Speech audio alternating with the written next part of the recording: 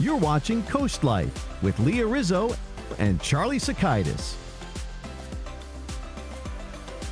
Well, CoastLife, at the beginning of the show, I told you I spent some of my weekend hanging out in Baltimore. Went to the National Aquarium, but of course we weren't far from Camden Yards and seeing, of course, the Orioles and all that. The Baltimore energy is always really fun to see this time of year around baseball, even when the Orioles are struggling. Even when they're struggling, it is an incredible baseball city.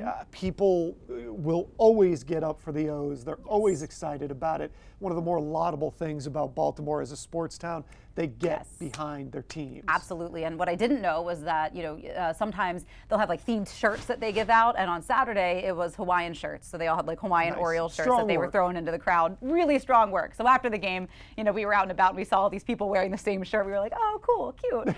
But last week, there was a composer and musician, Dan Deacon, who gave a unique rendition of the Star-Spangled Banner at a recent Baltimore game.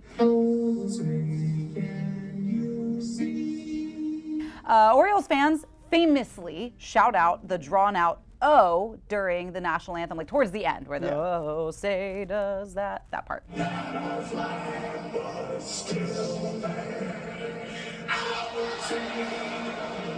And apparently, and I didn't know this, that's a custom that the Orioles do. And it's in just a playful Baltimore pride led by superfan Wild Bill Hagee in the late 70s. Supporters say it honors both the Orioles and Francis Scott Key's local legacy, reinforcing community spirit. Deacon used some auto-tune technology to create that sound and that extended O, which is kind of cool because he had like a little soundboard in front of him while he was doing this rendition. Yeah, it was neat. But critics were arguing that it was disrespectful to the national anthem, calling it unpatriotic, which I was wondering if maybe there were more, fans online maybe that were like me and didn't know that this was an Orioles thing that they did? It has to be, because if you are somebody that goes to these kinds of things, and different regions have different things like that. Sometimes it has to do with the anthem. Sometimes it's something completely different. Got a little take me out to the ball game take me out to the ball game tradition. I know in Wisconsin that they play jump around at, at games. There's everywhere in every sports region has a thing that they do, and this happens to be the one that they do in Baltimore. And I don't see anything wrong with that. It's something that has grown organically. They even have a tie-in back into history with it. So I'm fine with that. What say you?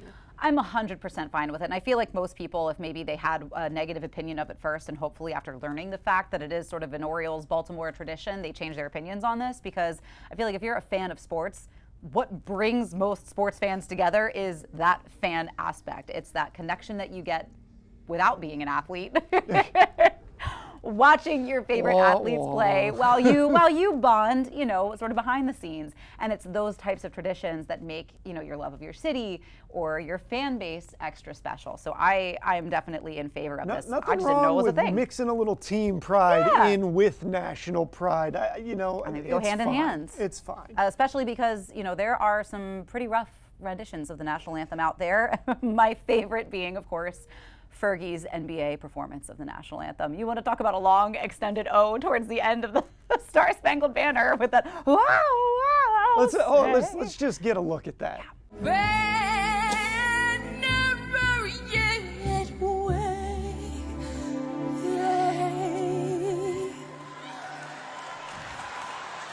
But the thing is, singing the Star-Spangled Banner is nerve-wracking. So I feel like when people get the words wrong or there's a little flub here and there, it is understandable, because that's the big one. Well, listen, one of my favorite moments in national anthem history actually was an example of that turned right, which is a young girl was singing the national anthem at a basketball game. She got kind of stuck. NBA coach Mo Cheeks came over, helped her out, got her on track, and it is adorable. Take a quick look at that, too. What so proudly we hailed at the stars like stars.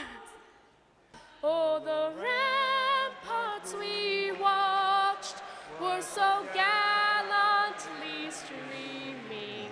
So that just kind of hits you in the feels.